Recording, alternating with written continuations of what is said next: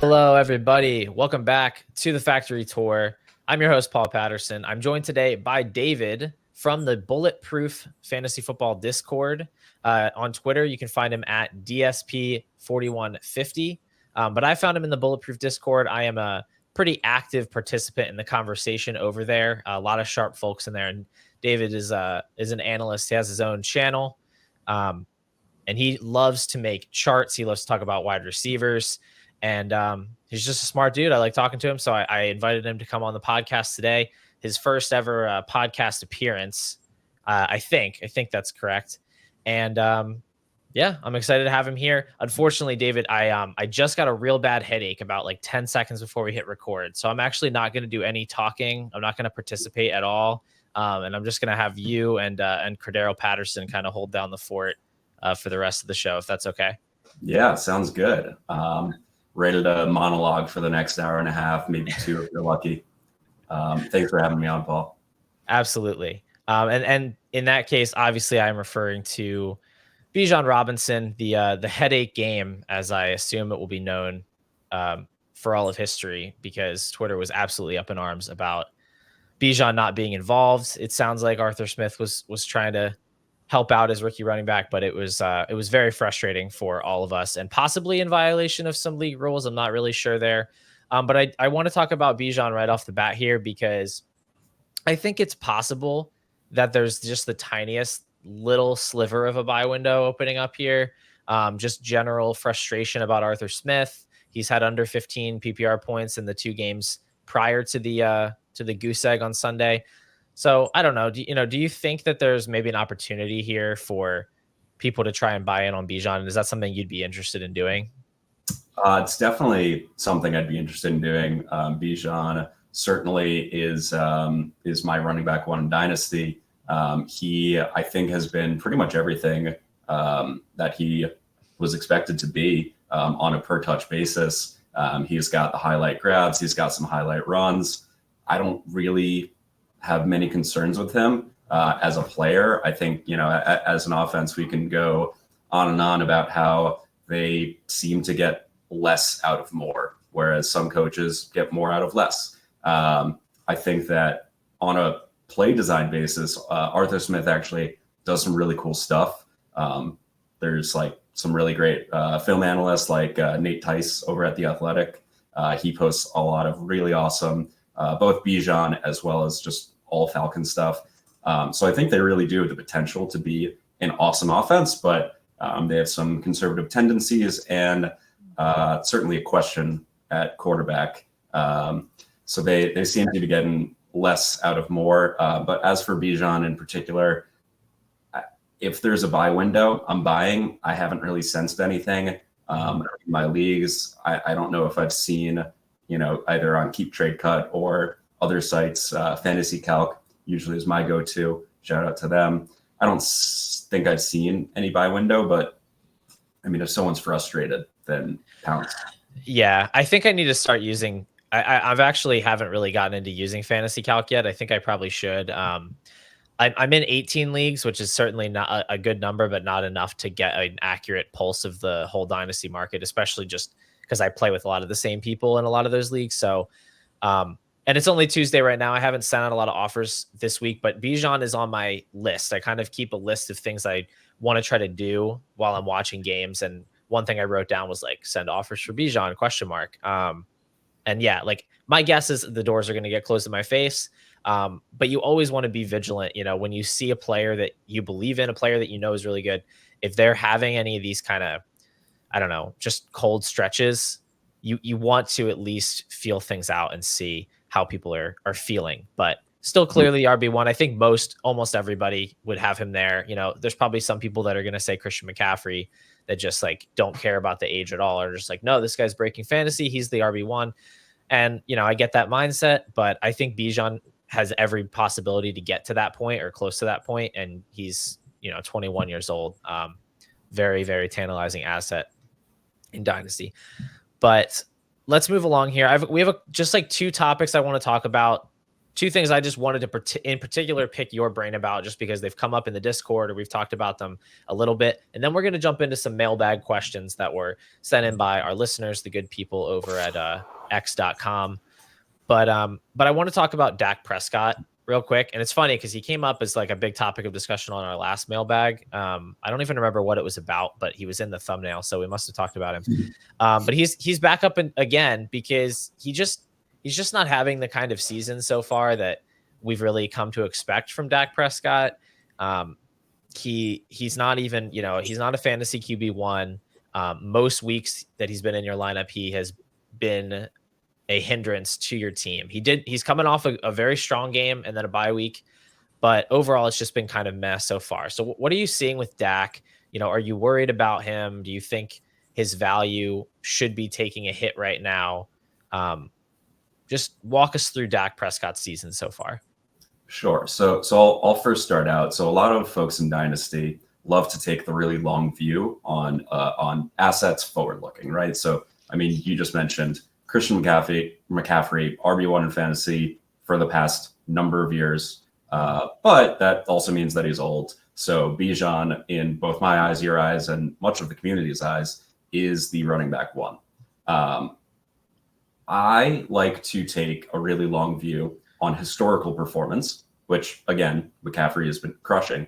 But that's also something that, I find to be really helpful in avoiding all of the, week 1, week 2, week 3 jitters of, hey, this guy's not doing well. And holy crap, where did this guy come from? And sometimes the where did this guy come from proves to be real. Sometimes it proves to be just kind of a mirage. And, everyone has good weeks and bad weeks. And sometimes a player can stack a few good weeks or a few bad weeks. So if you take a long view on historicals, then I think you end up getting a better picture most of the time. So I think I just realized like a good example of that is that Romeo Dobbs had like a pretty hot start to the beginning of the year, to the point that I think some people were ready to kind of move him up, above like Christian Watson, or move him up into that like late first, early second kind of valuation. And it just wasn't in line with what we saw like out of his prospect profile or what he did as a rookie. And now you look at the past couple of games and, he's right back where he was, as just kind of an irrelevant kind of flex play. So I think that kind of illustrates the point. Yeah, exactly. Exactly. Yeah, that's a great example. So I said all that to kind of just say that my defense of Dak, my Dak dissertation, really comes down to like three things. One, for the past number of years, he's in his 8th, 9th year in the league, something like that. He's been a very good quarterback for pretty much every year. Last year, a lot of people took issue with his higher interception count. But when you kind of look at a lot of those interceptions, it was, a ball gets deflected off a receiver's hands. It gets deflected at the line of scrimmage. When you look at his like PFF turnover worthy plays, last year was a tad higher than usual, I believe. So last year had a 3.8 turnover worthy play as opposed to a 3% on his career. So definitely higher than normal, but not by that much. And it was clearly his worst interception season. So like when you just look at that, you're like, okay, we can kind of toss that out. And then outside of the interceptions, he was a really good quarterback. There's a Twitter account that I really love. It's called Cowboys Stats and Graphics. The handle is Cowboys Stats. And the owner of that account, whatever you want to call it, put out, a really great long thread about how, despite the interceptions, Dak was still really efficient in EPA. He was still good. The offense was still good. And when you kind of exclude those fluky plays, you can get a really good picture that Dak is still a top tier quarterback in the league. So now, the first part of my Dak dissertation is he's good. We know he's good. I don't have concerns that he's falling off due to age. He's only 30 years old, which for a quarterback, I mean, we see some guys playing into their early 40s, at the very least their late 30s.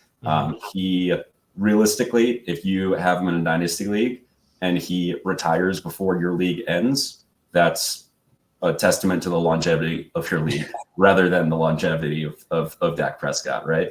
So I think that's, kind of a non-issue for me. And then the second point is his season this year has been disappointing. That's for sure. I have a ton of Dak in Dynasty. He's either my second or third most rostered quarterback at almost 30%. So it's been a bit of a rocky road so far. That you can't really brush that away. But I think when you kind of dig in and see where he is underperforming and overperforming, I just ran these numbers earlier today using PFF's expected points model. I just tried to look at the component expected points per game and over expected, under respective on each of the following components, and that would be passing yards, passing touchdowns, interceptions, and then rush yards and rush touchdowns.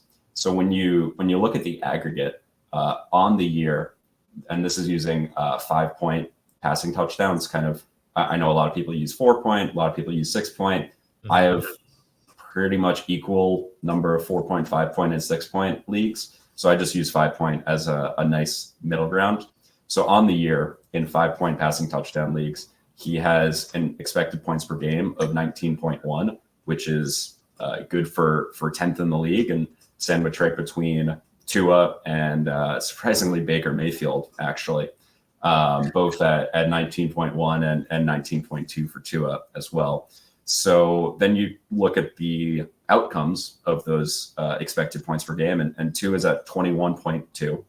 Tua is having a great season, can't deny it. Dak is down at 15 points per game.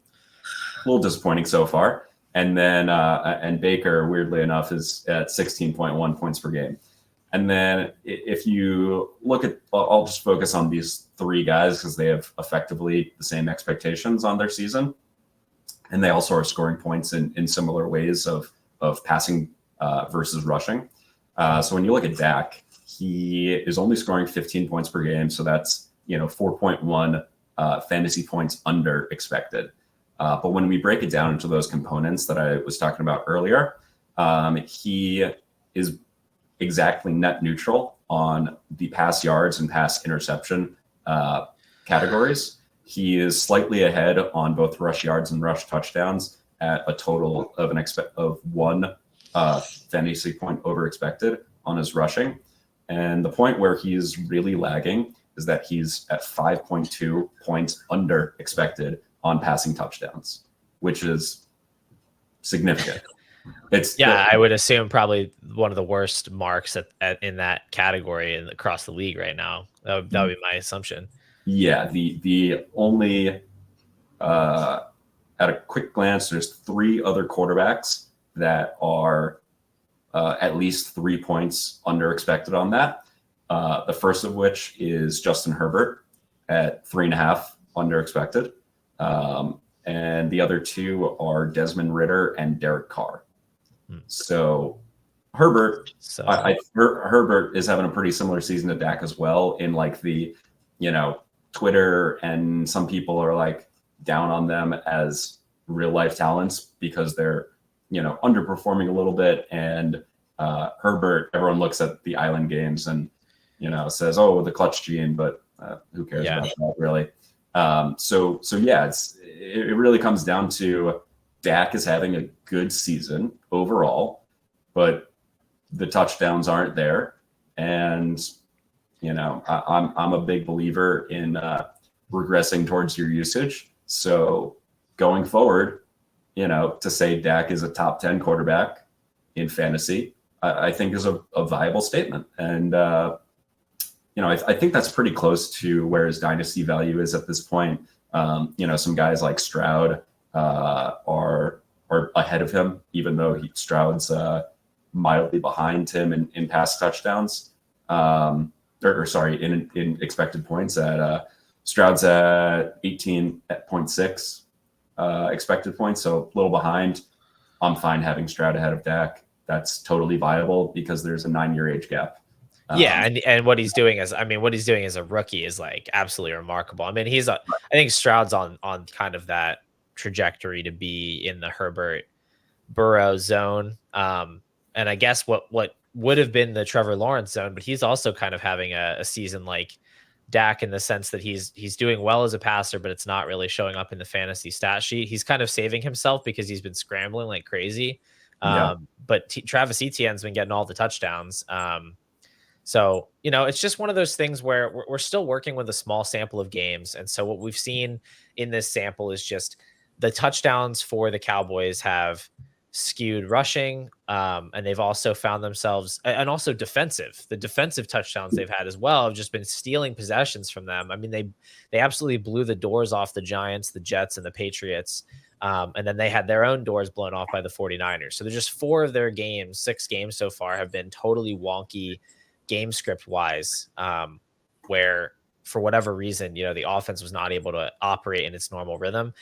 I don't think that type of thing is going to continue for the whole season. I think you're going to see more like normal games like we saw in the Chargers game, where Dak had a very solid, he had 25, I think, fantasy points in that game, where he was able to kind of play it start to finish normal. He had a rushing touchdown. That's kind of what I would expect. And like you said, his usage is right there in that QB1 zone. But he doesn't, my thing though with Dak is like, he is obviously a good quarterback. I believe that. My issue is he doesn't really rush anymore. So what we're getting from him comes from his arm. And this offense that he's a part of, like just the way that it's designed is like, it's all these short passes now. And it's like, there's not really a lot of the explosive plays. I guess I don't really see like the ceiling for him anymore. I understand he's got the same expected points as Tua, but when Tua's throwing to guys that can break 80-yard touchdowns on any given play, I feel like it's more likely that he's going to kind of exceed those expectations in certain games. With Dak, I don't know. I'm not seeing the path to what he used to be. Yeah, and I mean that's definitely a knock on Dak. I mean his rushing expected points through the first 7 weeks is only 1.4 points, which is it's on par with Tua at 1.3. It's on par with Kirk Cousins at 1.5. It's right with like the Jared Goff 1.3 expected points as well. Whereas guys like Russ and Geno and Trevor Lawrence and Mac Jones is also showing up with 2 expected points. I don't know how that's happening. So yeah, I mean his rushing is definitely not where it used to be. He used to be in that like 3-point range with some of those other guys. So that's definitely a real knock to his profile. But I think this is kind of as you said with Tua, the explosive plays are not really there for Dallas so far. But again, looking at like kind of the long view of Dak, he has had those plays. He has pushed the ball downfield well. I come back to my Cowboys stats and graphics guy. He actually tweeted this out yesterday, basically summarizing a thread of his. Through 7 weeks, we have kind of 2 versions of the Cowboys offense.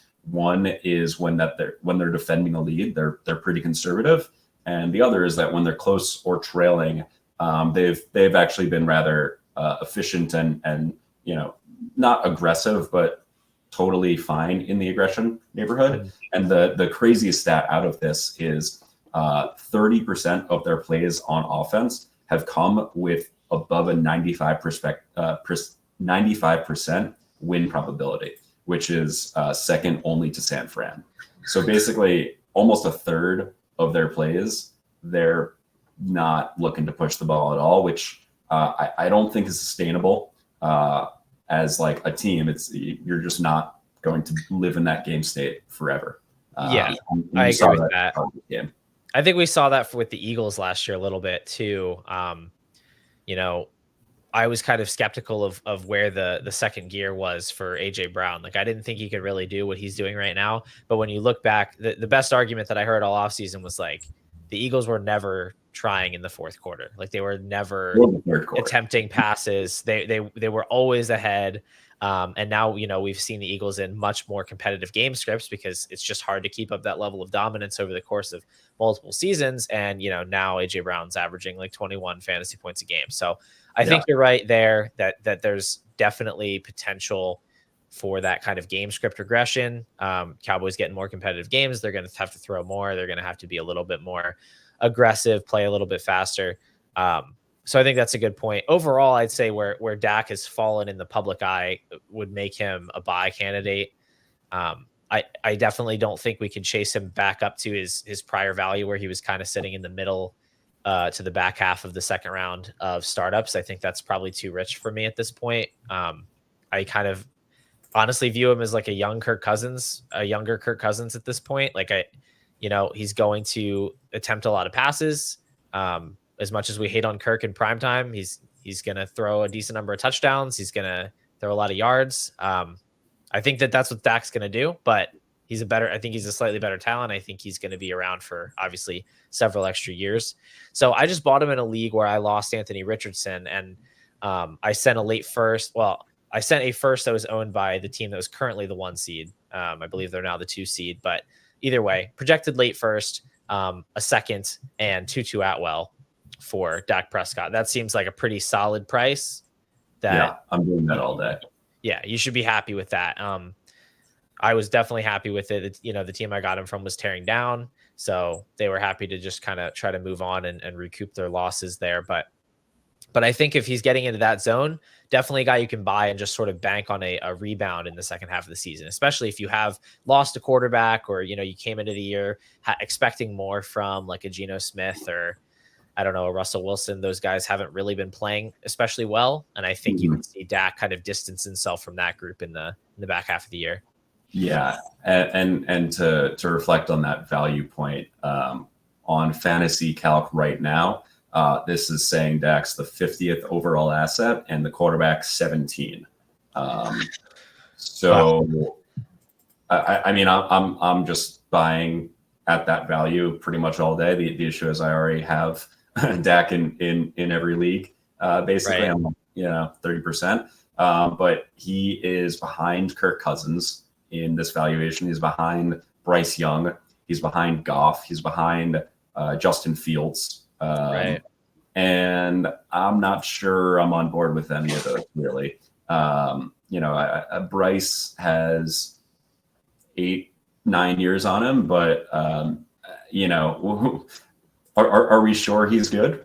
I mean, you'll be able to use both of those guys for, like you said, arguably the length of time that your dynasty league is going to exist. So I don't know that the age should factor in too much. With Young, it's like you're kind of hoping that there's some sort of untapped upside there, but we don't really project him as he doesn't really project to be a rusher either. I think I would just rather have the guy that I know is a good passer, and the guy who actually has a legitimate wide receiver on his team, and I don't know, has future draft picks too. I mean, Bryce Young's in kind of a rough spot. I have a hard time buying into him.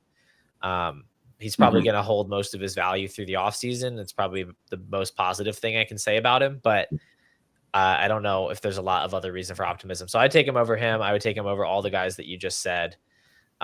Cousins, I think they're going to score similarly. And honestly, and he's 5 years. Yeah, exactly. Goff, I think, has been overperforming a little bit. Just kind of got exposed on Sunday against the Ravens. They played some pretty soft opponents for the most part. I don't think that he's going to outscore Dak, and I don't think that he has quite the level of like job security. Definitely doesn't have the kind of talent that Dak does. So yeah, I mean, that's that perception, if that's out there, he is somebody you have to buy. And it sounds like you can buy a lot more because there's still 70% of your leagues that you don't have. It's true. It's true. I unfortunately also have about 30% Deshaun Watson. So, it sounds like I need to quarterback in 30% of leagues. Now, which of those two guys would you rather have right now? Dak. Certainly, actually. The vibes around Watson right now, man, are just so brutally bad. I mean, they've been bad for years, but those were mostly like off the field vibes. Like now, like the actual like team vibes like about him are just so weird and so bad. I don't know what's going on. I have him in several leagues, and there's nothing you can do with him at this point except just wait and like hope that it gets better because nobody wants him.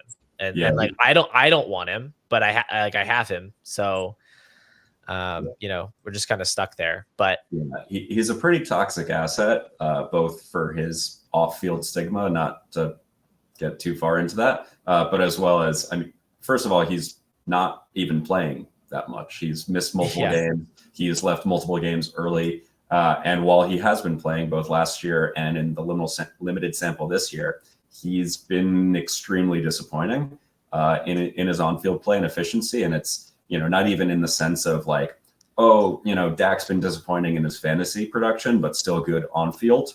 Deshaun's just been bad on the field.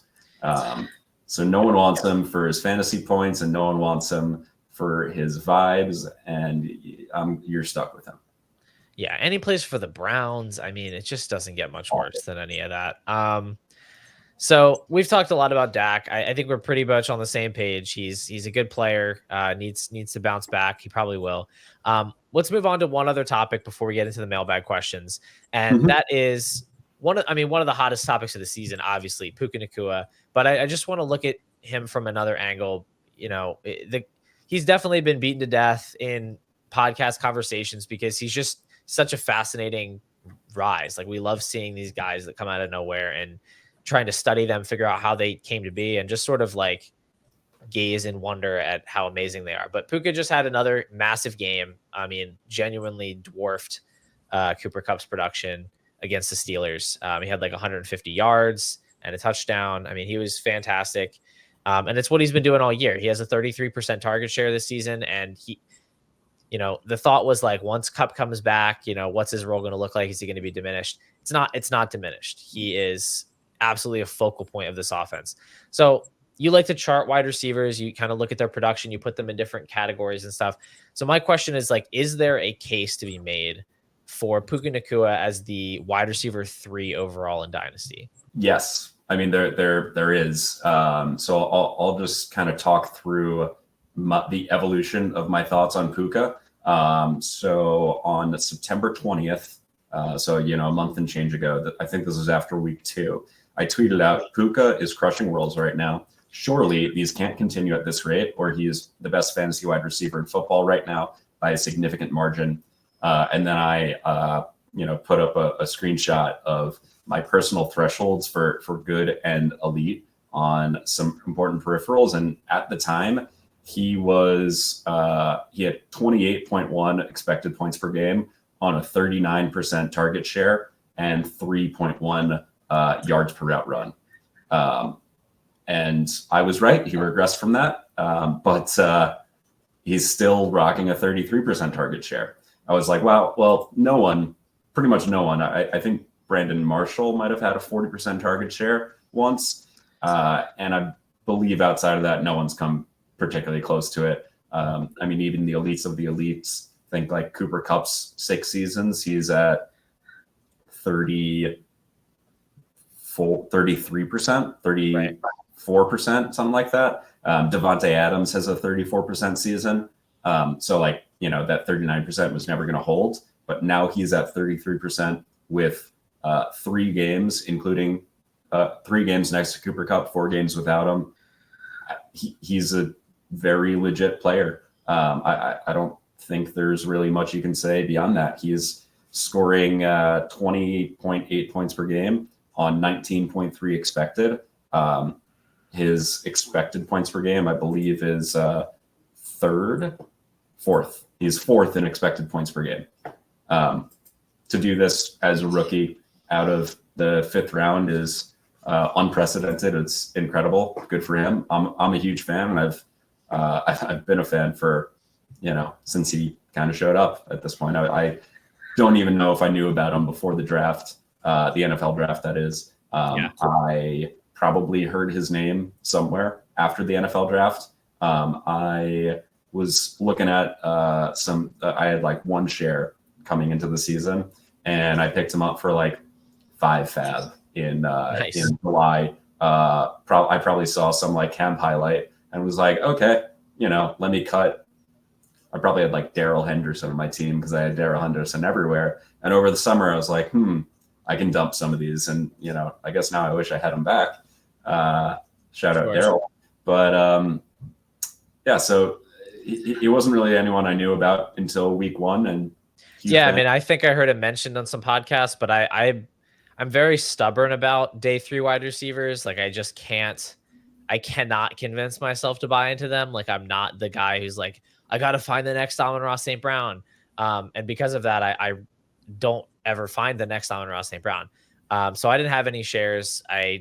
Honestly, he hardly existed in my mind. But, since week 1, I've picked up 5 shares at varying prices across my 18 leagues. I'm content with the prices that I paid. I thought they were very fair. In the early days, I got him for a late second in one spot. I got him for Jameson Williams in a spot. That feels great, but I was willing to, pay up a little bit higher. I traded Calvin Ridley for him, I think, in week 3.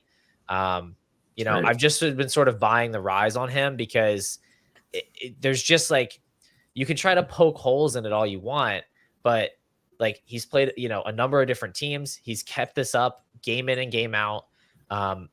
Maybe you can try to point to it like it's a coaching thing. Like, it's just the way McVay uses him. I've heard things about how he really succeeds in these in-breaking routes, but we've seen fantasy wide receivers that are highly successful that kind of specialize in certain things.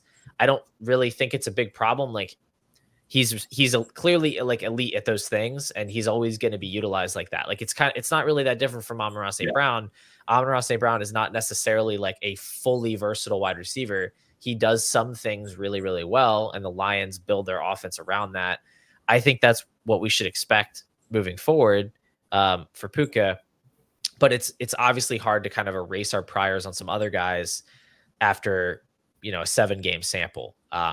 So, CeeDee Lamb was kind of the wide receiver 3 holding that spot. Him and AJ Brown were kind of right there. And then Garrett Wilson was mixing in, and Amon-Ra St. Brown. And then Chris Olave was kind of in the back of that second round of dynasty startups with Jalen Waddle, who Jalen Waddle's just been plummeting. I was talking about him all summer as a regression candidate. He had 3 points over expected last year.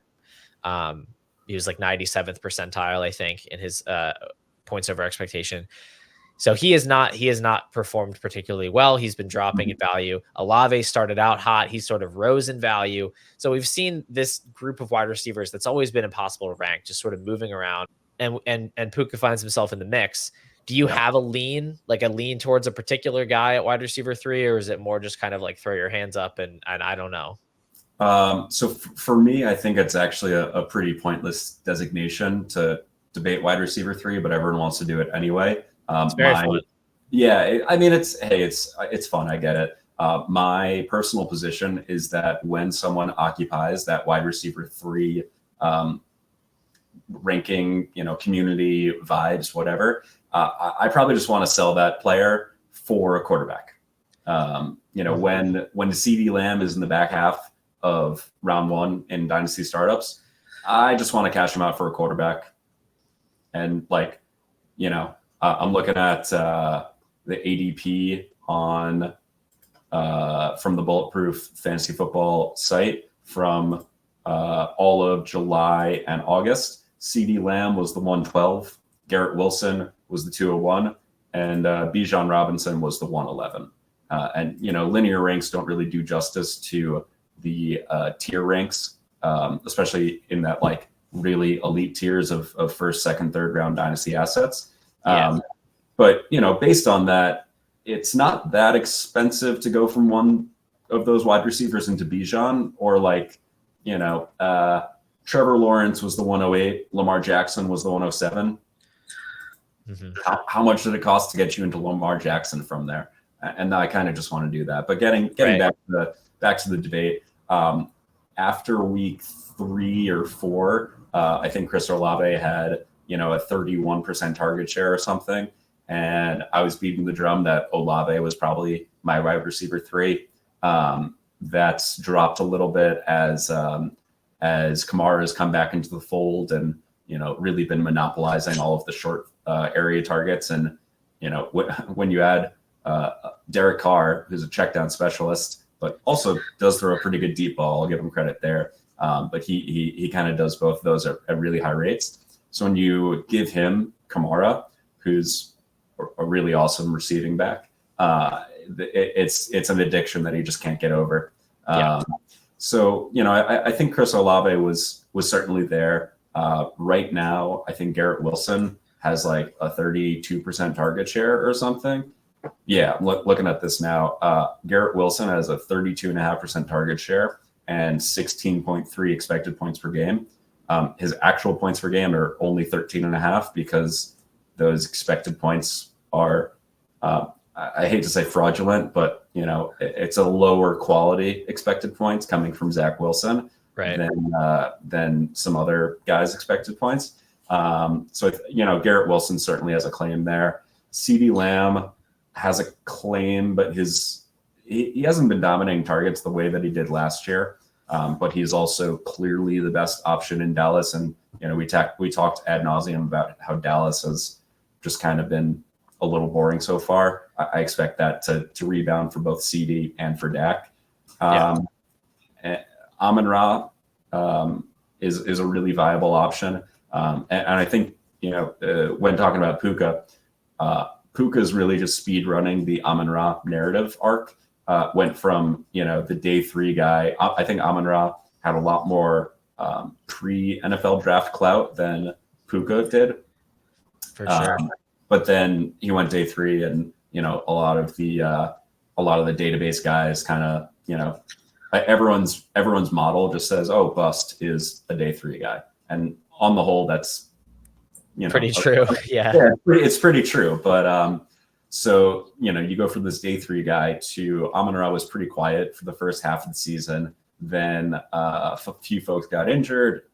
His usage changed. He started playing a lot more. I think there was a play caller change in there somewhere. And then he was crushing from, week 7, week 8, week 9 on, whatever it was. Then we got the off season and the Amon-Ra supporters said, look at this awesome sample. And it was a truly awesome sample. And everyone else, the haters and losers, of which there are many, said, okay, but so-and-so is hurt. And so-and-so was, Swift and Hawkinson, who, maybe what about Swift? What about DeAndre Swift? Yeah. Right. Where did DeAndre Swift go? Right. So, and then we got a healthy sample of, Swift and Hawkinson and Amon-Ra all together after the start of the next season. And we said, oh, this guy's for real. So we basically just speed ran that whole arc where you didn't have the first few weeks where Puka wasn't active. Puka from day 1 was doing great, but then people said, oh, Cooper Kupp's out. What happens when he's back? Yeah. We had 4 games where Puka was great without Kupp. We now have 3 full games with Kupp, and he's been great. Well, luckily the Rams traded Van Jefferson away, because otherwise I don't know where the targets for Puka were going to come from. If they had Kupp and Van Jefferson on the field. Sometimes my sarcasm doesn't translate. I was being very sarcastic, because Van Jefferson is like the worst wide receiver in the NFL. Yeah. Just to be clear. So the last name here that we didn't really talk about is AJ Brown, who sort of sticks out like a sore thumb in this group, because he's the only one who's not like quote unquote young. Like he's not still in the like ascension part of his aging curve. He's 26. So he's established. He's not necessarily going to be declining in terms of value or, production. He's in his prime. And right now he's putting up, crazy numbers that we haven't seen from him before. I'm kind of warming up to the idea that he could be the wide receiver 3, because like you kind of get the best of both worlds between like the Tyreek Hills and the young guys, where like you don't have to worry about the depreciation factor, but you also just get to enjoy like league winning production in your lineup. Whereas with Olave, CD, Wilson, you're not really getting league winning production right now. Like it's possible. It's with CD especially, like it could manifest itself later in the year. But I just don't know if with Olave and Wilson, the way that their offenses are configured, the quarterbacks that they have, I don't think that we can comfortably project them to give us 19, 20 points per game this year. And we don't know when that's coming. So I feel like AJ Brown and Amon-Ra St. Brown for me are kind of moving up into that range because like unless I'm tanking, I do want those points. And I don't think that this difference between them is significant enough to overcome that production gap that we have right now. Yeah, no, I think the most scientific database, however you want to put it, I think the kind of real wide receiver 3 is probably one of AJ Brown, Puka, or Amon-Ra, because the 3 of them are 23, 23, and 26 for AJ Brown, and they're giving you 20 points a game, and they're doing it on expected points of right around 19. So, they're overperforming mildly right now, but, being 1 point per game over expectation is pretty not sustainable, but it's reasonable. You're not like calling regression from the mountaintops like you are for some other guys. So I think the combo of being young, sporting 30% plus target shares, and delivering in the in the points per game column, I think that's kind of your real good trio that you want there. And then CD, Garrett Wilson, Olave. Wilson and Olave right now have expected points of 16.3 for Garrett and 17.4 for Olave. So it's possible that we get the 16 to 18 point per game out of them for the rest of the season. I think it's less likely for them with the slight limitations at quarterback than like CD, who last year was in the 17.7 range. And, I think CD is probably a little more likely to turn it around for this year. But yeah, I think those 6 are like pretty real options, and whoever you like the best in that range, go for it. I know Jacob Sanderson, who pretty much all of my good takes I actually just get from Jacob. And hey, me too. Yep. New words. So I know Jacob is a little bit less into the archetype of Amon-Ra and Puka, who are more so just lower ADOT and potentially coaching scheme type guys. But I mean, we've seen both of them succeed in their current usage for a while. I don't think Puka's going anywhere. I don't think McVay is going anywhere. It's possible that the Lions look a little different. Ben Johnson, their offensive coordinator, is a huge head coaching candidate for this upcoming season. So I don't know, maybe some stuff changes, but like I think we have a good enough baseline that these guys will be Keenan Allen at worst. And Keenan Allen throughout his whole career is like a 15 to 17 point per game guy. Pretty darn good. Right. So if that's your floor, I'm happy with it. That's fine. Yeah. I get where he's coming from with that. Like, it does make sense. And I've heard him say it. I feel like it might almost be like 5 years ago when everybody was still talking about how you need like the big outside wide receiver and not like the small, fast wide receiver. And like, the small, fast, Tyreek Hill's doing really well right now, but like, he's kind of just like a fast guy. And it's like, I don't know. There's not a lot of wide receivers like that. I think we're seeing the same thing where now we have these like specialist wide receivers like Amon-Ra and Puka who are really good at specific things that are maybe becoming more prevalent in the current meta of the NFL. And I don't really know that stuff because I'm not a super like in the weeds with defensive coverages and like watching film. But I feel like that might be what we're seeing. Cooper Kupp maybe kind of blazing the trail for that type of wide receiver. And now those guys can thrive on whatever's going on in the league right now. So I'm not super worried that that's going to go away. And I definitely am expecting, fantasy points to be coming in for us, regardless of how they're coming for us. So, right. Yeah. I'm on board with that. Yeah. So I think we came to some sort of consensus that the logical approach we have, Chase and Jefferson. I have Chase at 1. Do you have Chase as your wide receiver 1? I do, but if someone wants to give me anything meaningful on top of one to go to the other, sure. Right. Why not? Yeah. Fair enough. I mean, fair enough. So Chase and Jefferson are kind of right there. And then AJ Brown, Amon-Ra St. Brown, Puka makes sense as that next group, but certainly not far ahead of the likes of CD, No. Garrett Wilson and Chris Olave. And then after that, I think you probably get to Tyreek Hill and some of the older guys, because I don't know who else is there to even talk about in terms of young players. Like, I think Devonta Smith, T. Higgins, and Jalen Waddle have all kind of moved themselves out of that wide receiver 9 conversation. I would rather just have, like the wide receiver 1 in fantasy, I think, than those guys. Yeah. I think Devonta earlier in the year, before AJ Brown ripped off 5 straight 125-yard games, Devonta was crushing it and had like a 30% target share. And now it's down to 21.9. I don't think that's going to hold, because he's done 23% and 27% in his first 2 years. Yeah. But I think T and Waddle are kind of like Spider-Man meme, where people want to believe in the 1A, 1B, but it's like a really big 1A and a very small 1B. Yeah, for sure. I mean, for sure. It is that with those guys. I mean, Devontae, I think his target share is going to bounce back, but I'm pretty sure the Eagles are still like pretty low in terms of their pass attempts per game. Maybe I'm wrong. Maybe that's just vibes. I'm not sure.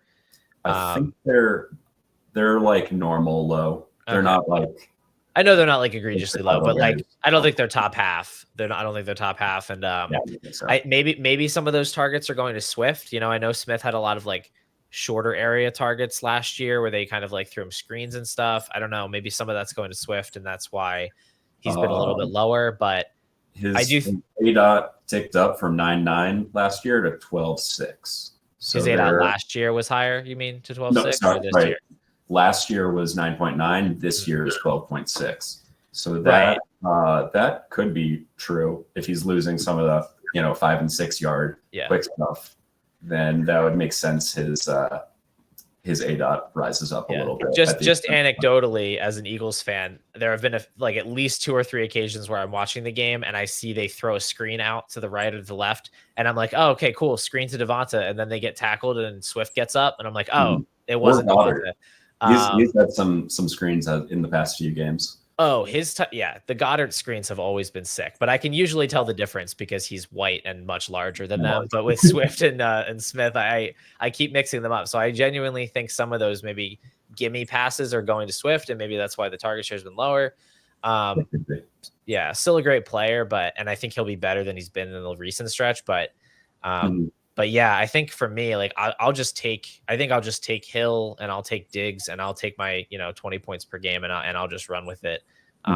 Obviously, that all changes depending on what your team's trying to do, but the nesting doll wide receivers are kind of they're all kind of underperforming right now. So there's actually one more guy I want to shout out, but in a negative way. So early in the season, Brandon Ayuk was crushing worlds. And so in the Bulletproof Discord, I publish a weekly report of wide receivers, and I put them into buckets. Basically, I have 2 buckets for young guys. I have watch list, which is like, hey, I think this guy's pretty good, but he's not going to really break worlds. And then I have cornerstone, which is this guy is sick and is going to break worlds. And the cornerstone guys are basically all the top 8 options that we've been talking about. Yeah. And a lot of people were very upset that I did not promote Brandon Ayuk from watch list to cornerstone. And I feel the same way about him that I have in the past. He's a very good, very efficient wide receiver. And he has a 28% target share right now, which is the best of his career. And it's resulted in 13 expected points per game. And he's been outperforming that to 15.5 points per game. He's good. He's great. Even I think he's an awesome wide receiver, but due to his situational limitations, I think it just keeps him out of that top end. I joked in the when someone said promote Ayuk, I said I'm not going to promote him, but I fully expect to put him in the vets that matter bucket in 3 years when he's on a new team. Right. Well, yeah. I mean, I think for sure. I mean, I think it could be, I don't know, kind of like Stephon Diggs moving to the Bills, like. Yeah, like that's a really good corollary.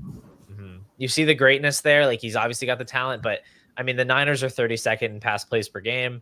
For the most part, they run the ball and they blow out their opponents, and they just don't throw that much. And I don't know, that's going to continue. Like, it's unfortunate because Ayuk's He's been fantastic, but it's not going to turn into fantasy points at the level that you really need it to push him up too high. But he's definitely risen. He's definitely risen. He's pushed himself, a little bit higher based on how he's played, but you can't put him ahead, I don't think, of like the elite veterans yet.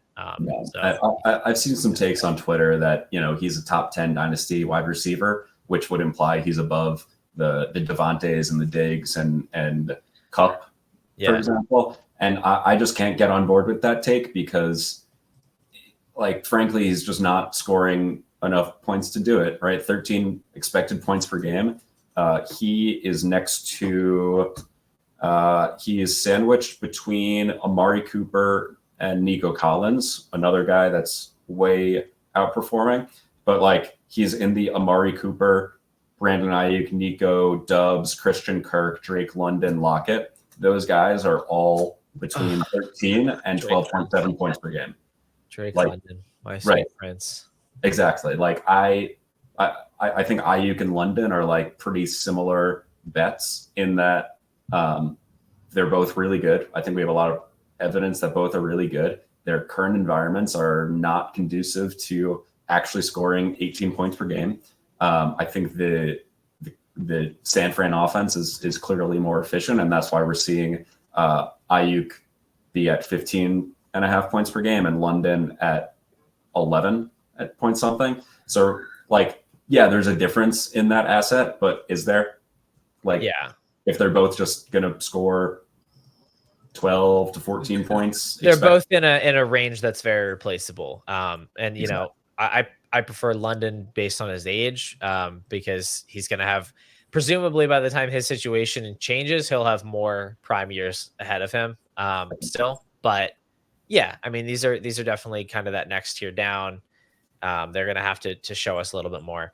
So we're going to move on here. We're almost an hour into this show, and we could talk about wide receivers forever. But we do have promises to keep. We have some mailbag questions. What we're going to try to do here is we're going to try to keep our answers concise and actionable, so that we can get to all the questions. So the first few are on more like process driven or strategy driven. So those will probably take a little bit longer. And then there's some trade/player questions that we can answer, I think, pretty quickly. But yeah, we'll just try to stay on point. We kind of had our nice winding discussion, and now it's time to lock in, help some people out. So our first question here comes in from Otto Lotto EO on Twitter. And he says, what do you do if people in your league overvalue players and you can't get a trade done? Which is, for me, my thought is like, what kind of players do they overvalue? Like, do they overvalue all players? Because if so, I would be buying draft picks. I would just buy the heck out of all the draft picks. But I don't know. I'm assuming this is like an endowment effect thing, and it's like all the people in the league just value their own players. So what might you do in that type of a situation? Yeah, so if trade markets are tough, right, sometimes there's only so much you can do.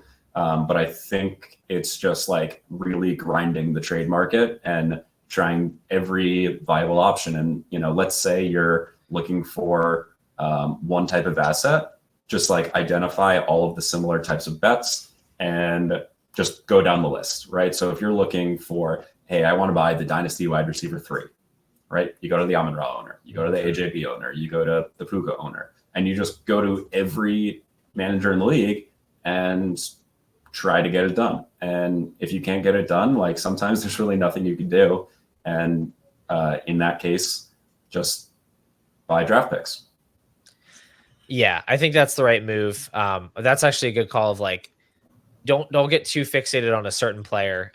Widen your net and try to place similar bets, like you said, because the more managers you talk to about more players, the more you're likely to find some kind of an in where, a manager is dissatisfied. I mean, if they're going to let you in, it's going to probably be on players that are underperforming, right? If you have a bunch of managers that are overvaluing their own players, they're probably playing like at a pretty emotional level of the game and not necessarily just a logical level.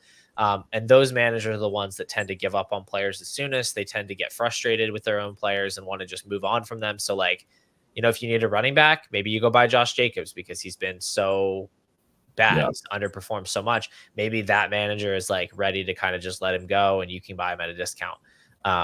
So trying to buy underperformers. Dak Prescott is another example. That might be your in to get your foot in the door there. Mm-hmm. Yeah. All right. Next question comes in from Fantasy Zoc, like Zach, but with an O. How much does being in a 10-team dynasty league devalue quarterbacks? He has actually three questions. That's the first one.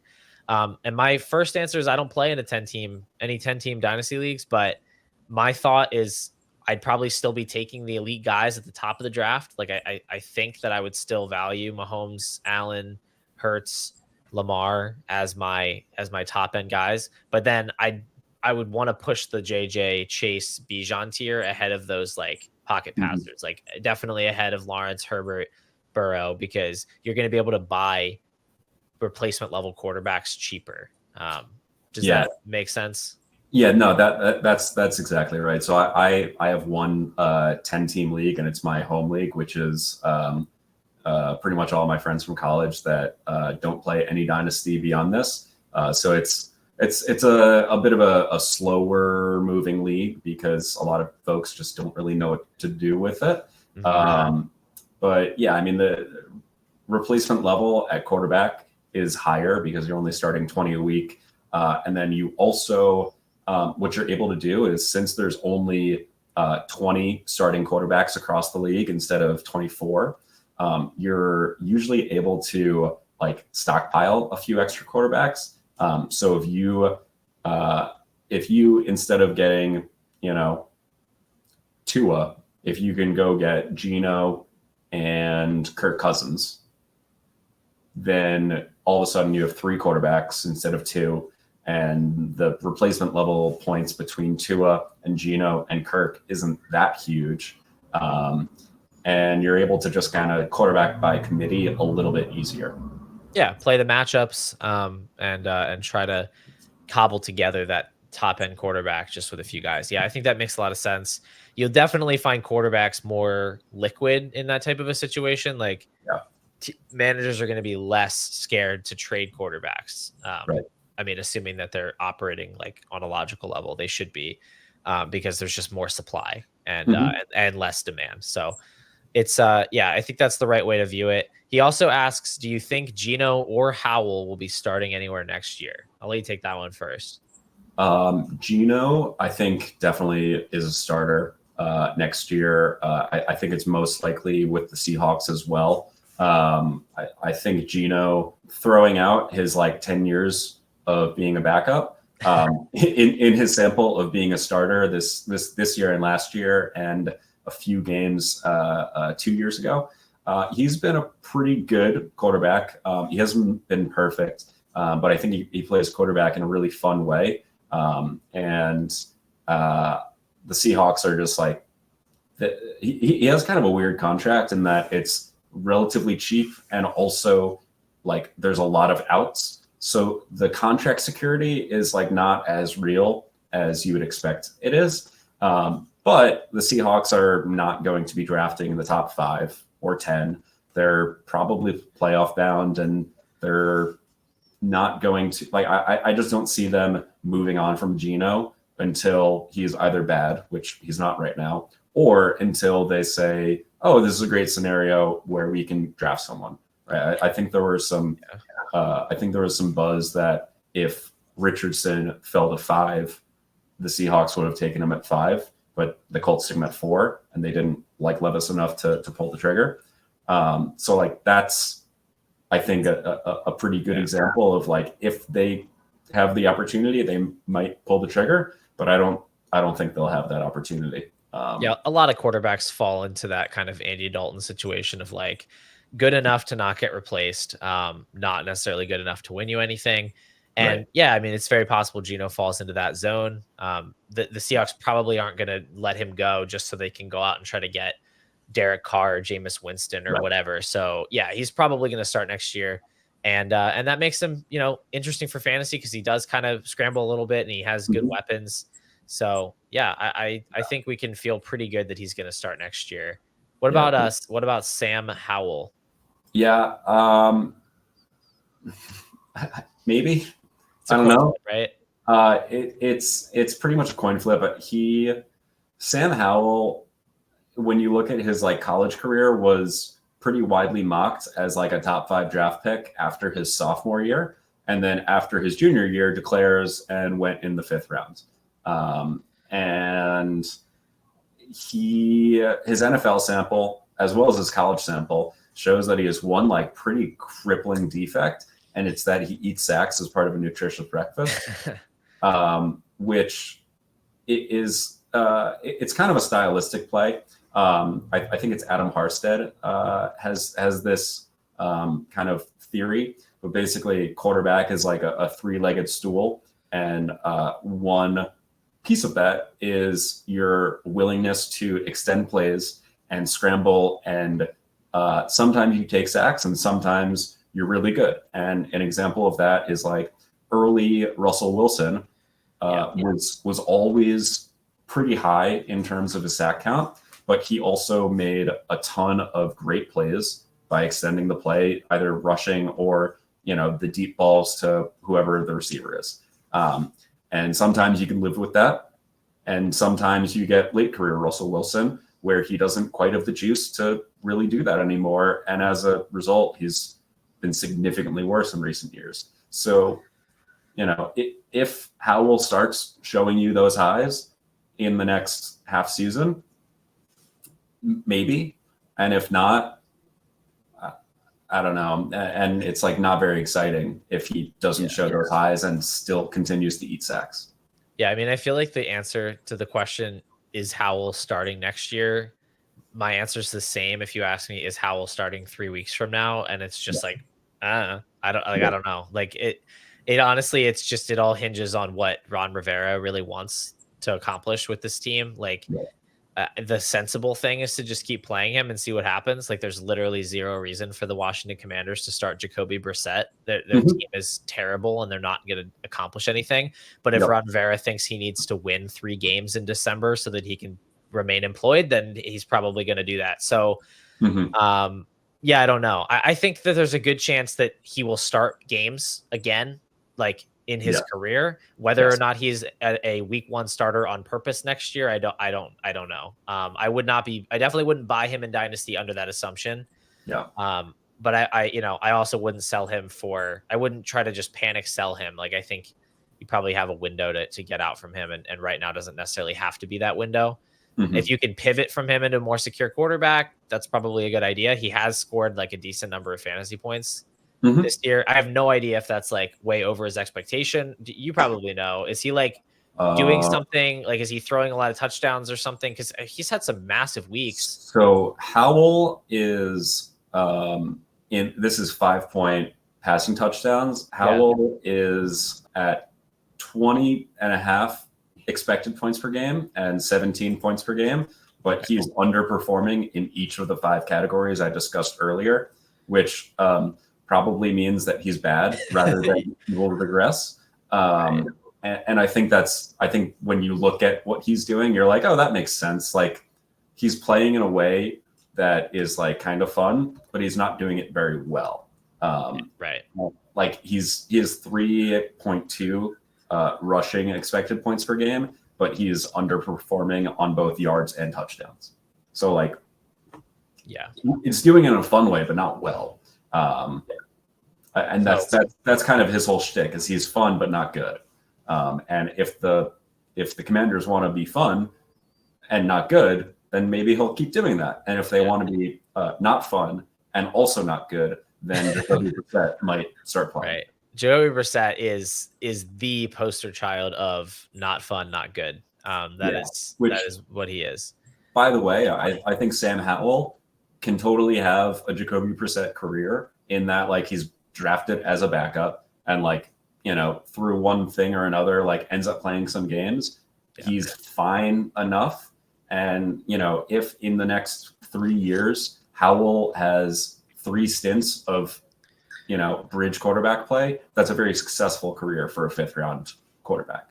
100%. Last question, real quick: pancakes or waffles? I'm a pancake guy. Gotcha. I like waffles as long as it's a good Belgian waffle.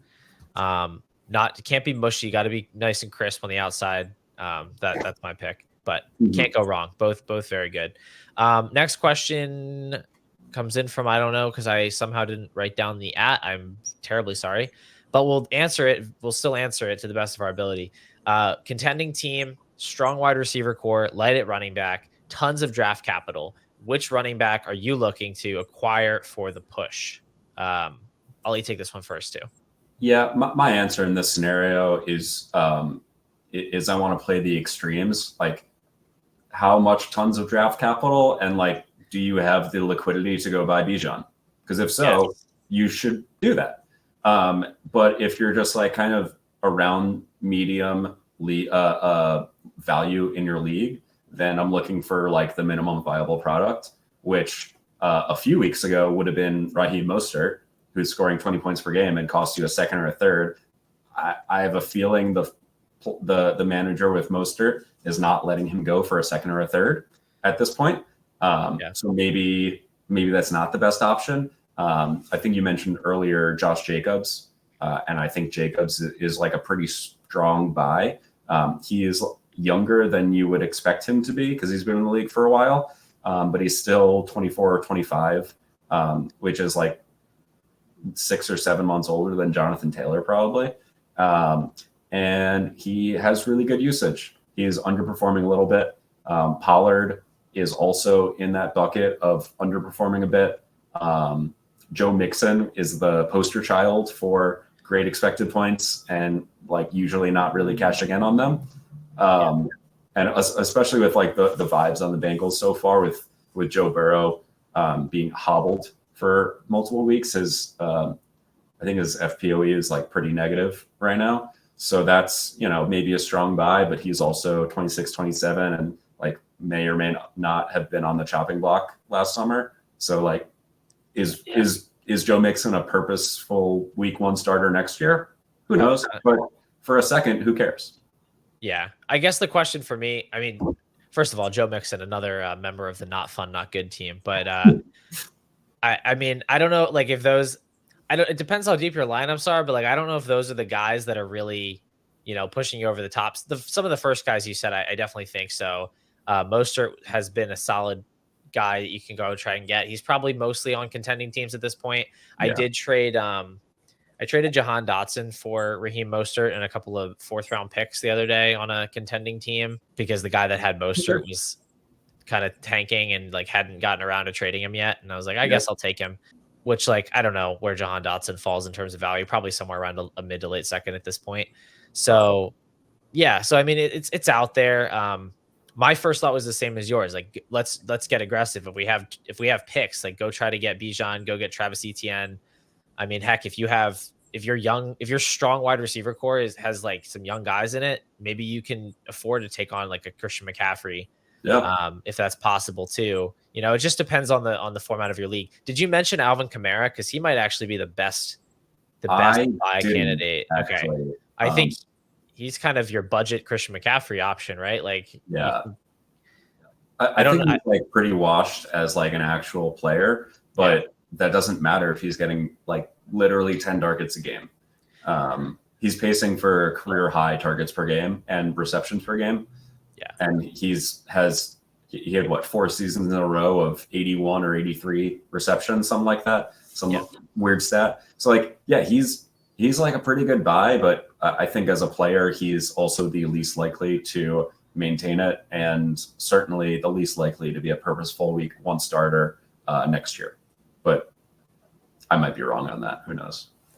It's hard to say. I feel like, I mean, I think he could kind of Joe Mixon his way into a couple more years of being relevant, but I'm not sure. If you have that really stacked team, you've got kind of one hole in the roster, you have surplus value.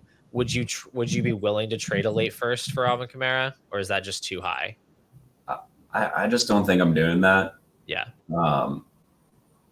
Like I would rather trade a mid-second for Mixon than a late first for Kamara. Okay, that's fair. I'm with you. I mean, I haven't traded any first round picks for Alvin Kamara. I'm assuming that his asking price is going to be around there if he's on a team that's trying to score points. maybe he's on a team that wasn't trying to score points and they're like, oh, whatever, I'll hold him through his suspension. We'll see. And then I think maybe an early second gets it done. I would send an early second, no hesitation for Alvin Kamara, if I needed him, because I genuinely think like there's RB1 potential the rest of the year. Not RB1 overall, but like I think he should be expected to be a top 12 running back rest of season. Yeah. And some of these other guys per game is totally achievable. Some of these other guys, I don't think it's like you should expect that. And I think that could be the difference. So that's probably my favorite kind of middle ground option of like not paying all the way up, not necessarily scraping the bottom. I would look at Kamara.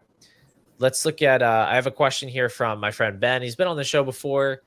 Asked a question here. How should low value teams go about acquiring more 2024 firsts? I'll go first because my answer here is simple. They shouldn't. I don't think low value teams.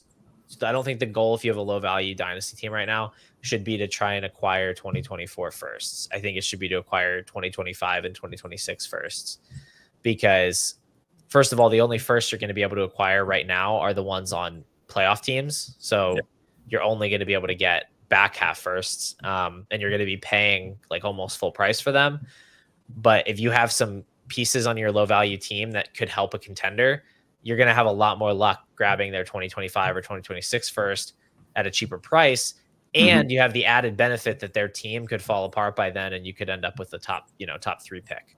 Yeah, I agree. What sitting in, between week 7 and week 8, it's going to be near impossible to buy a 2024 first for late prices, and it ends up to be early, right? So you can buy the pretender 2024 first that you think is probably in like the 107 to 109 range, but then they like kind of fall apart and you get the 105, and that's cool, and that's a small win. And like the 105 this year might be like a really good player, but it's a lot easier to buy a supposed late first next year that ends up as the 102.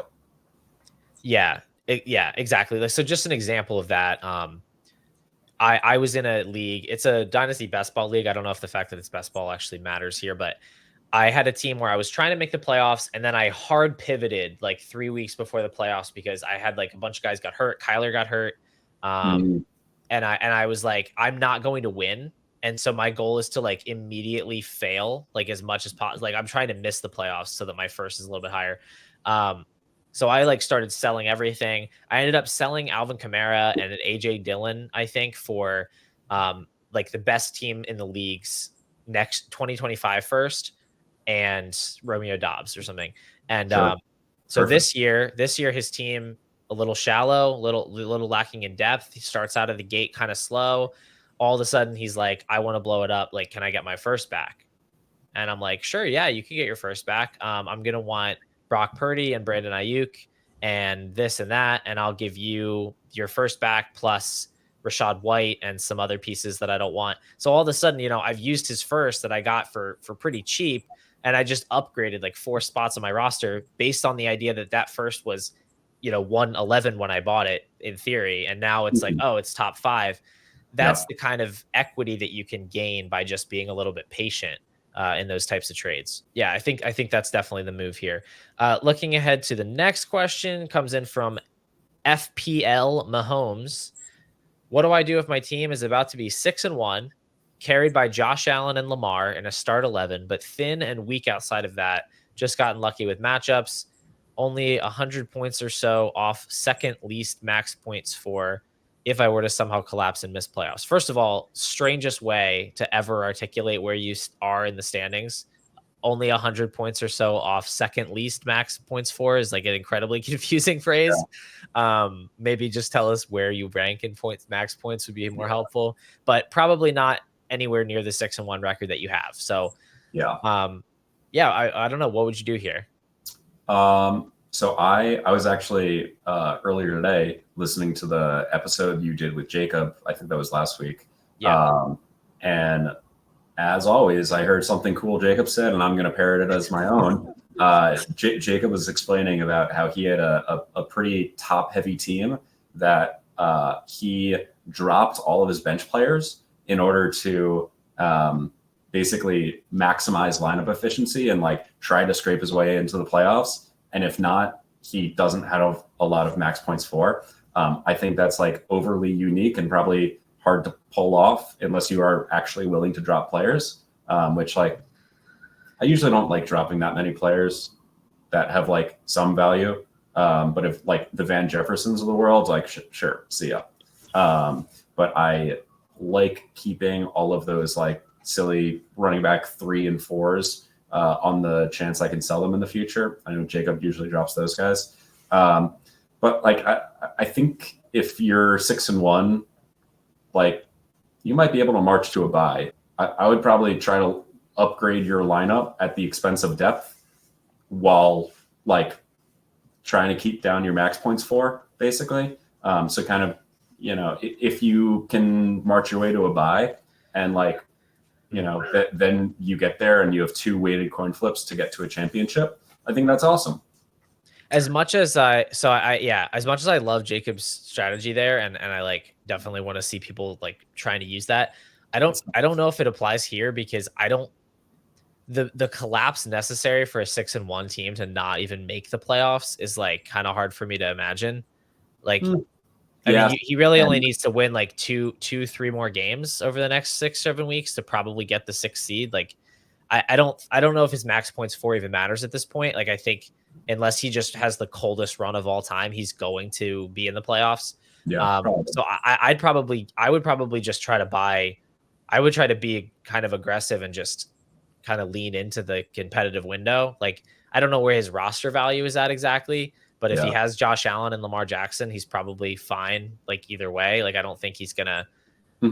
He's definitely not near the bottom if he has 2 top 5 startup assets. So top 4. I would say top 4. You're absolutely right. Top 4. Put some respect on Lamar's name. Yeah, I mean, I would just be trying to buy some points. I wouldn't necessarily go out and just buy a ton of depth pieces. I don't think that's necessary. Like you can kind of buy them as you need them. But if you can consolidate a little bit and like make sure you have a solid lineup, and like enough things to get you through bye weeks, I would just go for it. Like whether you thought you were going to be in this spot or not, 6-1, like you said, you're within a stone's throw of a bye. That's incredibly valuable. It's like the single most valuable thing you can get to increase your EV in a given season. So I would just go for it, you know? Yeah. And I was thinking about this during my answer. Would you, in this type of situation, take Josh Allen and break him up into Herbert and Kupp, which is kind of close on value? Like if you're saying Josh Allen's a first and a bit more than Justin Herbert, which sure, that's fine. Like what if you turn it into Herbert and Kupp? Is that something you would do here? I lean no. I think I would lean no. Like I think the only case I would do it, I would consider doing it is if, like, let's say we're much closer to the actual playoffs. Right. Let's say you're 9-2. Right. Like I've basically got the bye locked up. Well, no, I guess that would actually push me the other way. If I already have the bye locked up, I'd probably just sit on it because I know that it's like pretty random after that. So I guess it actually makes more sense in this case if you feel like you need the firepower to get yourself to the bye. I think I would need more than that, but I'd be open to that type of a move because I'm not that far off of that tier, and Herbert can still give you the same kind of spike weeks, and I think Kupp in a start 11, like to add a piece like that could be a significant boost to your win equity. So it's an interesting idea. In start 11, my flex 3 is like maybe 9 points a game. Yeah. So if you can throw, 18, 19, 20 points per game into an extra slot, that is going to do a lot for you. Last question here in the process strategy portion here. It's a pretty easy one. It's in terms of spending draft picks on players, buy studs in the spring/off season, buy random vet producers in the early season. Is this the best way to acquire points for value? If not, is there a better approach? This question comes from Derek G plus a bunch of numbers that I'm not going to read. And the answer is, yeah, that's pretty much how I do it. Like I try to buy unsexy veterans like Keenan Allen in the spring. You know, Keenan Allen was worth like a mid-second in the spring. Now, good luck sending a late first for him. Like you can't get him. So that's really what you want to do. And then you can buy guys like, I don't know, Raheem Mostert early in the season if you see them getting usage, and it's still pretty affordable. Adam Thielen too. Yeah, I don't really know a better way.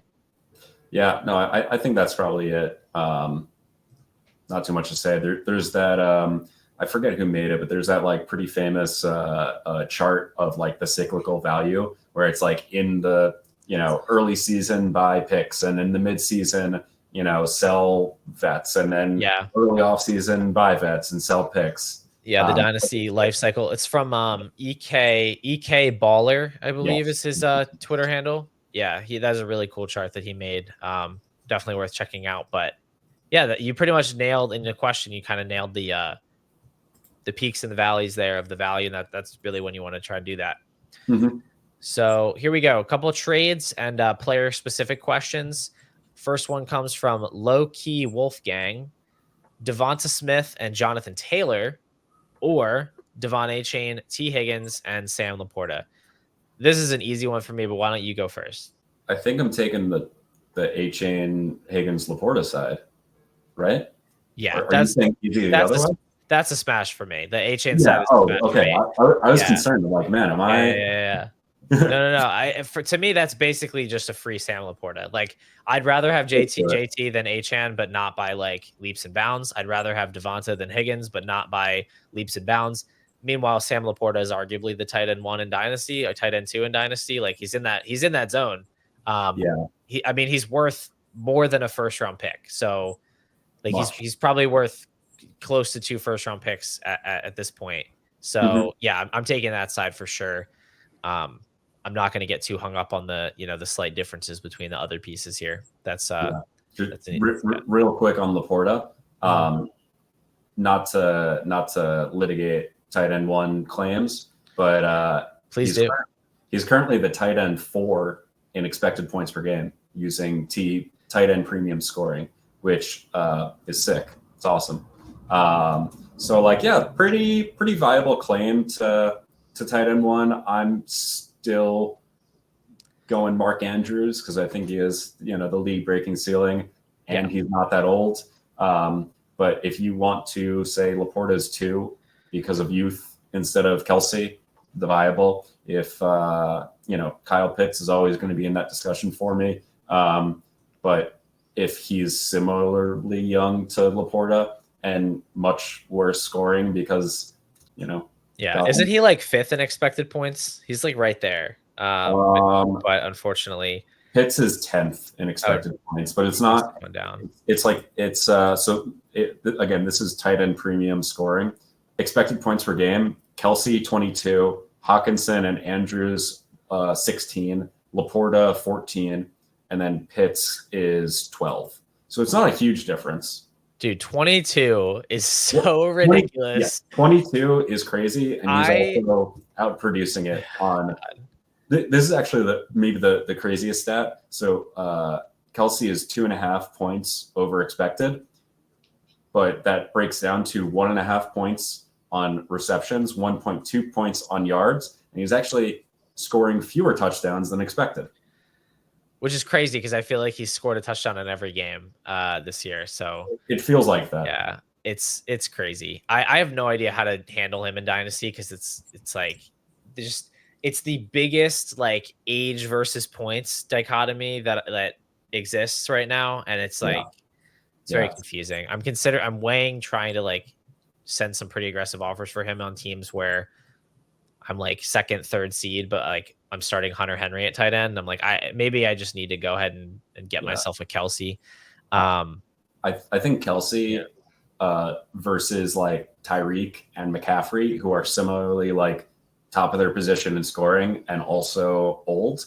Right. I think I'm most willing to hold Kelsey because the over replacement aspect is just so incredible. Yeah, that's kind of where I'm at. So I think I'm honestly looking at maybe sending out some offers for him now that I know where some of my teams are standing.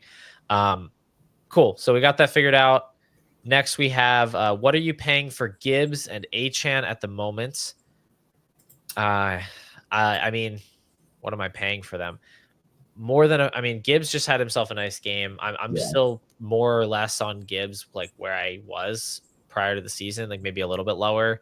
Yeah. But that's sort of fringy top 5 dynasty running backs, like, more than a first. I wouldn't send like a top 4 first for him, but I would definitely send like a late first plus a second easily, plus a couple Totally. seconds. Yeah, I mean, I bought Achan for a late first and a second um, the week he got injured, like before he got injured. So that was fun.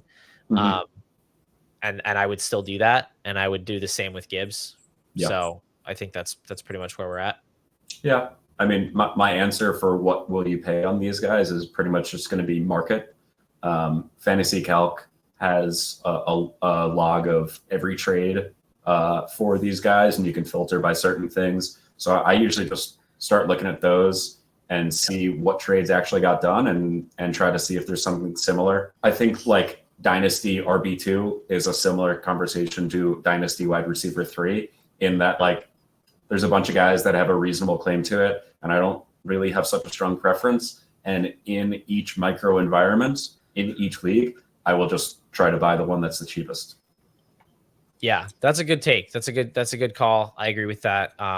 Again, yeah, trying to kind of widen the search, right? It doesn't have to just be those two guys, but obviously there have been reasons for the past couple of weeks why those guys might have been the most widely available in that tier.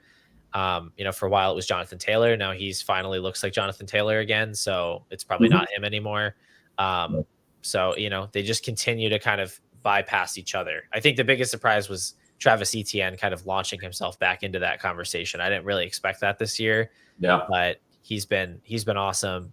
Definitely harder to get than these players. So they definitely would be the ones to target, and you just have to kind of go to the manager and see. But really anything short of like 2 firsts, I'm pretty comfortable with.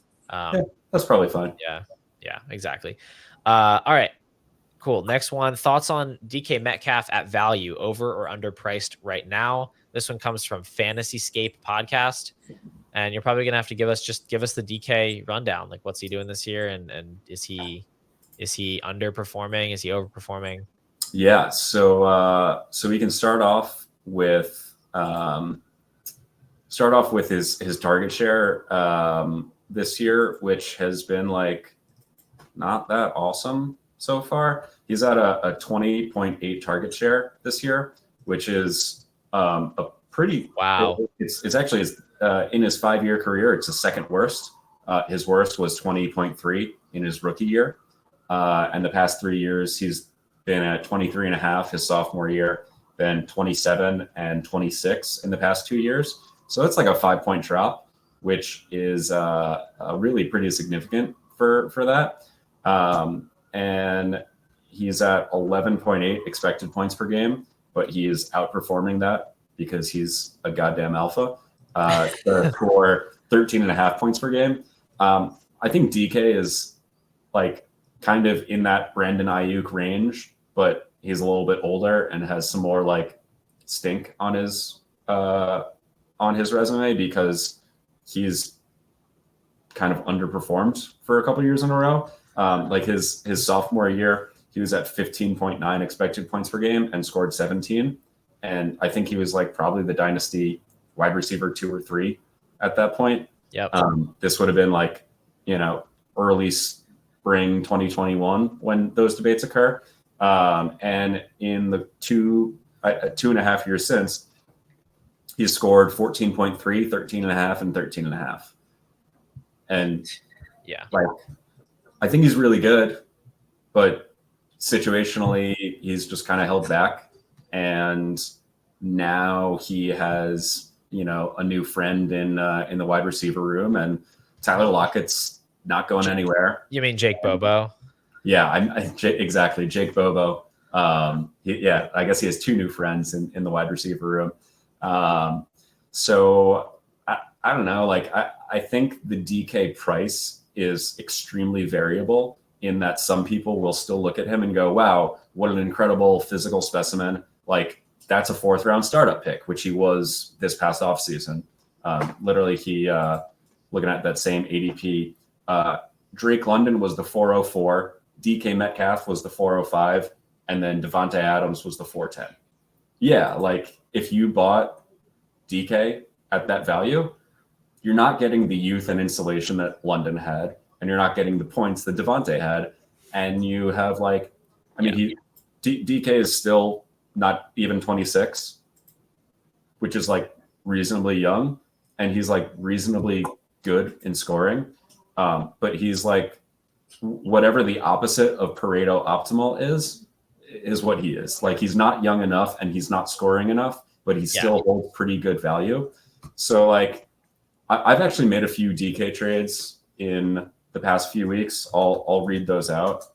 Give me one moment to bring them up. Sure. Yeah. For me, he's like he is like kind of a tweener for me. And I was always, depending on the build that I was in a startup, like I was taking London if I was doing a productive struggle. I was taking Adams if I wanted to score points, and I was just really never looking at DK.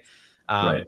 I'm sitting at 0% in my portfolio, so like I don't really have a big take. He's not a guy that I've ever written down like send offers for DK. Like I don't know, he just doesn't really appeal to me as a buy. Like even if he is technically undervalued, because like you said, he doesn't really move the needle in any of the like major ways that we're trying to use our assets, like use our equity.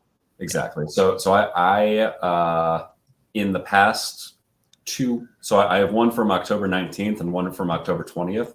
So both before the games this week. In one league, I bought DK using Saquon Barkley. In that league, I had like a bunch of pretty old players, and Saquon's not been that good. So I'm like, all right, I'm just going to jump ship on Saquon and add some value insulation at cost and like a reasonable good points per game. Like I'm totally losing probably 2 to 3 points per game, but just long-term value insulation, I think that's totally fine. And then another league, I am tanking all the way to the bottom, and DK was like pretty much the only non-rookie or sophomore on my team. And I'm like, all right, I need to get rid of him. And I sold him for a 2026 first and a 2024 second.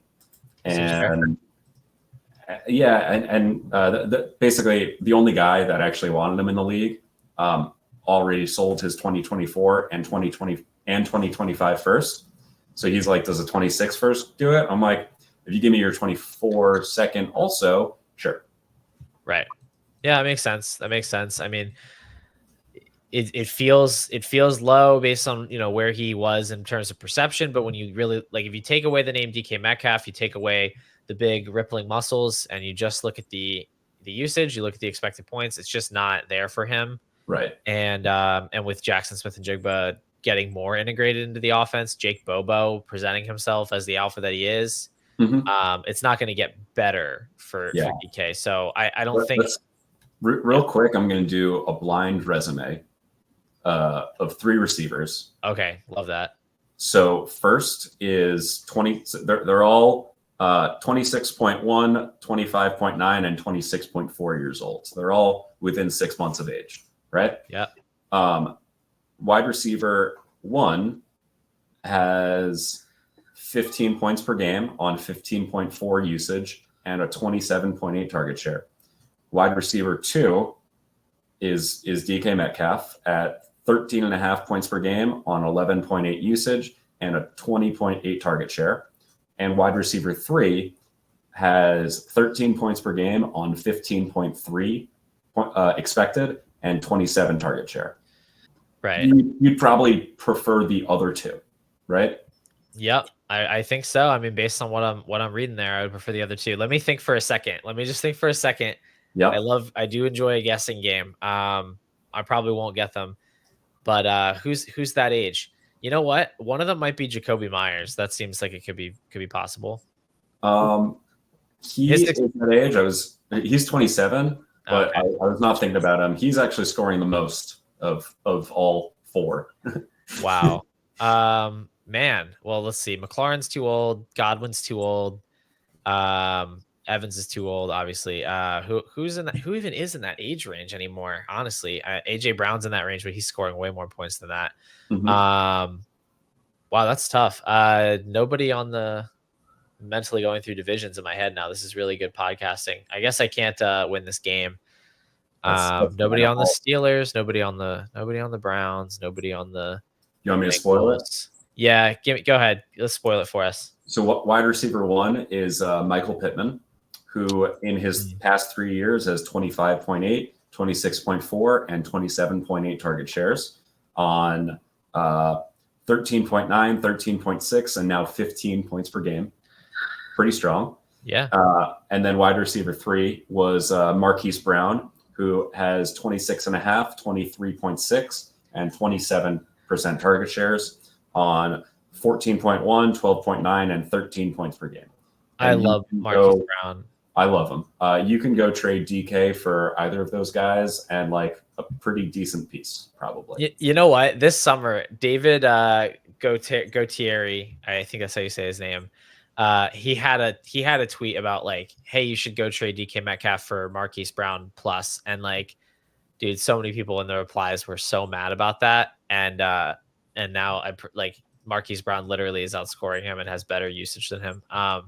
Yep. It's just funny how that goes sometimes. But yeah, so the answer, I mean, the roundabout answer is like, I think his price is very wide depending on the league, like you said. So it's hard to say if he's over or underpriced. I think on aggregate, he's probably still overpriced based on his brand equity, and not really a guy either of us are excited to go and get in most circumstances. So yeah, I mean, I think I have 3 DK shares out of 29 teams, so I'm at like 10%. But I've sold one and bought one in the past week, so it's like kind of league dependent. I don't hate him as an asset. I think he's a really awesome player. Would it surprise me if he like had a Diggs glow up and went to a new team one day and was the alpha he was promised to be? Wouldn't shock me. But it doesn't seem that likely, and it doesn't seem that likely he's going to score 18 points per game ever. So he's fine, but like he's probably not different from Pittman or Marquise Brown or like even Chris Godwin's 27, I think. Yeah. Like, is that so different? Chris Godwin's almost 28, so it's almost a 2-year difference. But Deontay Johnson, another name. Deontay is 27 on a little bit. Like Christian Kirk is right there. Like these guys are all good, but they're not that young and they're not scoring that much. And like sometimes they'll fall into 17 points per game, and other times they'll fall into 13. But DK looks way cooler with his shirt off. He does. He does. He looks way and cooler with a shirt on, because the Seahawks have cool jerseys. And this weekend they have the throwbacks. I'm excited for those. Those look pretty sick. Last question. It is a 1 quarterback dynasty question. My first advice for you, Mike the Stove, is to go and join a Superflex league when you're ready to play some real dynasty fantasy football. But in the meantime, I'm happy to answer your question. So we have a trade here. Would you make this trade? Patrick Mahomes, Khalil Herbert, and a 2025 third for Treylon Burks, Malik Willis, Zamir White, an early second, and an early 2025 first. So lots of pieces here. Malik Willis and Zamir White are basically nothing. They're not really even like roster worthy. So let's simplify here. Patrick Mahomes, Khalil Herbert, a 2025 third for Treylon Burks, an early second, and an early 2025 first. What do you think? So I don't play any one quarterback. Yeah. Maybe this is going to be the totally wrong answer, but I have 2 thoughts on the trade. The first is a 2025 first cannot be early because because we don't know. Like there's so many things that will go crazy wrong and crazy right for each manager in every league that I'm just never going to buy a 25 first and say, yeah, that's early. And then the second thing is that Patrick Mahomes is probably undervalued in one quarterback because he is pretty much always going to be a top 3 to 4 scoring quarterback for the rest of the league's longevity. Again, if Patrick Mahomes retires before your league ends, you have an awesome league and you should be happy. And he probably has a pretty good advantage over that. So I'm going to stick with Mahomes, but maybe that's wrong because I don't. No, I'm with you. I think it's a sneaky element of one quarterback is that the delta between the elite quarterbacks and the other quarterbacks is actually wider, because there's literally like an infinite supply of replaceable quarterbacks that you can buy for a 3rd round pick at any given moment. But there's only one Patrick Mahomes. So yeah, I would take Mahomes here pretty easily. I mean, if you look at it like a regular redraft, like if you look at underdog drafts, one quarterback underdog drafts, Patrick Mahomes was like a late 2nd round pick in those drafts. So obviously he's probably going to have a sick advance rate. Yeah, it's trending that way, that the early quarterbacks arguably should have continued to go earlier. When drafts opened, Mahomes, Hurts, and Allen were like ADP 15 to 19. And then the normies came along and faded them into the late 2nd, early 3rd.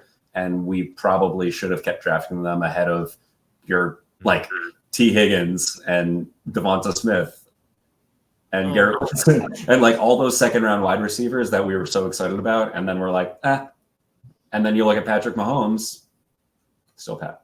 Yeah. So I think that's the move. Go with the Mahomes side. Don't worry about fading those elite quarterbacks in one quarterback. Try to lean into that. Get one on your team. It's a big advantage. So that's all our mailbag questions. We made it to the end. This is going to be one of our longer shows that we've done, but I think it's got a lot of good content in there. David, thanks a lot for coming on the show, sharing your awesome charts with us, talking about wide receiver usage. It's not something that I operate a lot on vibes, and I also steal Jacob's takes just like you. So it's cool hearing the actual numbers behind it. One thing I want to recommend though, for anybody that's interested in like looking at some data that's not super overwhelming but can be helpful, is the utilization report on Fantasy Life. I just started using. Really cool because you can throw a bunch of player names in there. So you can throw DK Metcalf and Hollywood Brown and Christian Kirk and all these guys in there and actually look at like how Spider-Man meme they all are right now. So that can be kind of helpful. You can see their targets per route, around their targets and air yards and all that. Not a sponsor, but just something I was using, and it's pretty helpful for when you don't build your own charts from scratch. Something you can look at. But anyway, David is over on the Bulletproof Discord. Is there anything else that you'd like just to let the people know? Something that they can look for from you, or what you'd like from them? Yeah. So as you said, I'm in the Bulletproof Discord. Each week I'll be putting out some write-ups, and I have a huge bucketed dynasty wide receiver thing where, sneak peek, all the names that we were talking about that are like 26, they all fall into a category, a bucket that I call good, not great at Age Apex, which means that I think they're all kind of the same. So you would have known that if you were a patron. So find me over there. Find me on Twitter at DSP4150. I tweet out lots of charts and metrics, and that's really all I got. I was excited this past weekend to see Deontay Johnson play again, another favorite of mine, and Lamar Jackson dealing this year. So you should go out, get Lamar, get Deontay, get some of these fun names, and maybe sell DK. Still dishing out some advice for us here. Yeah, David is a great follow. His charts are very colorful. Should just a little added pro, get a little color in your life. But also actionable and interesting. Once I can figure out how to read them, then they're very interesting. You can follow me on Twitter at Paul_DFF if you want to. You could also subscribe to the YouTube channel, or if you're listening on Spotify or Apple Podcasts, you can follow the show. You could leave us a nice rating. You can do any of those things. You can do all of those things. I would greatly appreciate it. I'm really enjoying making this show for you guys. We'll be back next week. David will not, but hopefully someday again, we'll see him here. I will be back next week with another guest for the factory tour.